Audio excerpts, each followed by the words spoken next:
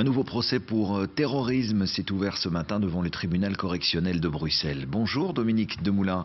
4 jeunes gens sont soupçonnés d'avoir participé à une organisation terroriste. C'est en fait le premier procès du genre dans une chambre néerlandophone à Bruxelles.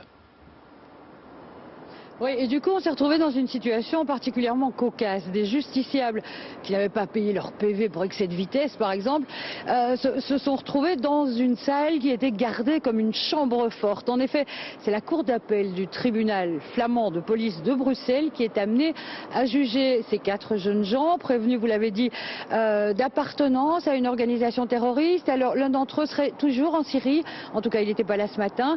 Les 3 autres n'emmènent pas large. Ils ont une bonne vingtaine d'années. Ils reconnaissent s'être rendus en Syrie en mars 2013 au volant de très grosses voitures, des voitures louées pour la plupart, qui avaient des GPS.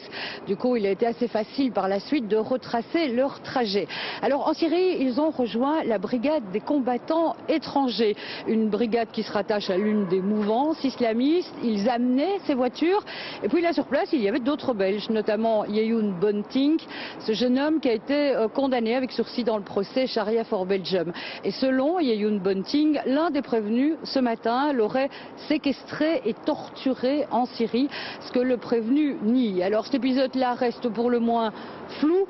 Ce qui est sûr, c'est que plusieurs voyages ont été effectués vers la Syrie par de présumés terroristes ou par des jeunes gens en mal d'émotions fortes. Ça, c'est la version de l'avocat de l'un d'entre eux. Je vous propose d'écouter Sébastien Courtois. Il est parti à l'aventure. Ce n'est pas un radical. Il a avoué sa participation, à savoir qu'il s'était bel et bien rendu en Syrie. Ici, il n'avait pas d'emploi, il n'avait pas fait d'autres études. Il avait un casier judiciaire pour des faits de petite délinquance. Et à un moment, il s'est dit qu'il n'avait plus d'avenir ici. C'était l'époque, attention, il faut resituer le contexte, où il était permis de se rendre en Syrie pour combattre Assad.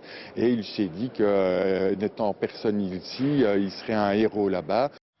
Voilà pour ce procès. Merci Dominique.